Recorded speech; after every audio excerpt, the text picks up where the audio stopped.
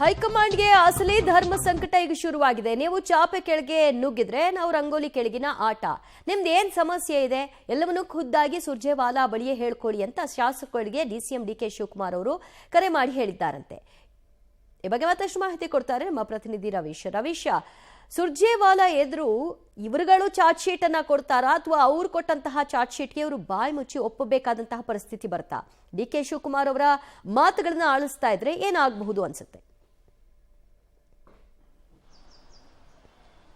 ದಿವ್ಯ, ರಾಜಕಾರಣದಲ್ಲಿ ಸಾಕಷ್ಟು ಬಾರಿ ನಡೆಯುವಂಥದ್ದು ಯಾರ್ದೋ ಬೆಂಕಿಯಲ್ಲಿ ಇನ್ಯಾರೋ ಒಂದು ರೀತಿಯಲ್ಲಿ ಬಿಸಿ ಕಾಯಿಸ್ಕೊಳ್ಳುವಂಥ ಒಂದು ಟ್ರಿಕ್ಸ್ ಗೇಮ್ ಏನಿದೆ ಅದು ನಡೀತಾನೆ ಬಂದಿದೆ ರಾಜ್ಯ ರಾಜಕಾರಣದಲ್ಲಿ.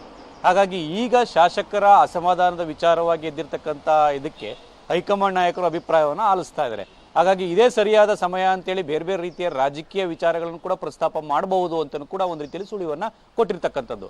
ಹಾಗಾಗಿ ಡಿ ಕೆ ಶಿವಕುಮಾರ್ ಅವರು ಕೆಪಿಸಿಸಿಯ ಅಧ್ಯಕ್ಷರು ಆ ಕಾರಣಗಳಿಗೋಸ್ಕರವಾಗಿ ಸುರ್ಜೇವಾಲಾ ಅವರು ತಮ್ಮ ಕಾರ್ಯಕ್ರಮದ ಪಟ್ಟಿಯನ್ನು ಡಿ ಕೆ ಶಿವಕುಮಾರ್ ಅವ್ರಿಗೆ ತಿಳಿಸಿದ್ದಾರೆ. ಹಾಗಾಗಿ ನೀವು ಯಾರಾದರೂ ಶಾಸಕರು ಅಸಮಾಧಾನಿತರಂತ ಇದ್ದಾರೋ ಅಥವಾ ಅವರ ಒಂದು ನನಗೇನಾದರೂ ಅಪಾಯಿಂಟ್ಮೆಂಟ್ ಬೇಕು ಅಂದರೆ ನೀವು ಹೇಳ್ಬೋದು ಅಂತ ಇದನ್ನೇ ಒಂದು ರೀತಿಯಲ್ಲಿ ಅಸ್ತ್ರವನ್ನಾಗಿ ಡಿ ಕೆ ಶಿವಕುಮಾರ್ ಅವರು ಬಳಸ್ಕೊಂಡಿದ್ದಾರೆ. ಹಾಗಾಗಿ ಶಾಸಕರಿಗೆ ಖುದ್ದು ಅವರೇ ಕರೆ ಮಾಡಿ ಏನರಪ್ಪ ನಿಮ್ದೇನಾದರೂ ಸಮಸ್ಯೆ ಇದ್ದರೆ ಹೇಳ್ಕೋಬೋದು, ಒಂದೊಂದೇ ಅಂತಲ್ಲ ಎಲ್ಲ ರೀತಿಯ ಸಮಸ್ಯೆಗಳನ್ನು ನೀವು ಅವ್ರ ಮುಂದೆ ಹೇಳ್ಕೊಳ್ಳೋದಕ್ಕೆ ಮುಕ್ತ ಅವಕಾಶ ಇದೆ.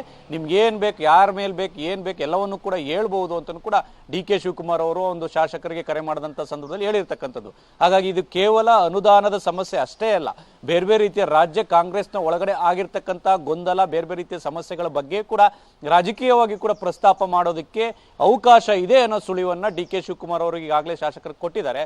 ಹಾಗಾಗಿ ಶಾಸಕರುಗಳು ಯಾರ ಮೇಲೆ ಯಾವ ಚಾರ್ಜ್ ಶೀಟ್ ಹಾಕ್ತಾರೆ ಮತ್ತು ಯಾವ ಸಚಿವರ ಮೇಲೆ ಏನೆಲ್ಲ ದೂರು ಕೊಡ್ತಾರೆ, ಜೊತೆಗೆ ಈಗ ಆಗ್ತಾ ಇರ್ತಕ್ಕಂಥ ಪವರ್ ಶೇರ್ ವಿಚಾರವಾಗಿ ಆಗ್ತಾ ಇರ್ತಕ್ಕಂಥ ಬೆಳವಣಿಗೆಗಳ ಬಗ್ಗೆ ಏನಾದರೂ ಪ್ರಸ್ತಾಪವನ್ನು ಮುಂದಿಡ್ತಾರ ಕಾದ್ ನೋಡಬೇಕು. ದಿವ್ಯಾ, ಥ್ಯಾಂಕ್ ಯು ರವೀಶ್ ನಿಮ್ಮೆಲ್ಲ ಮಾಹಿತಿಗೆ.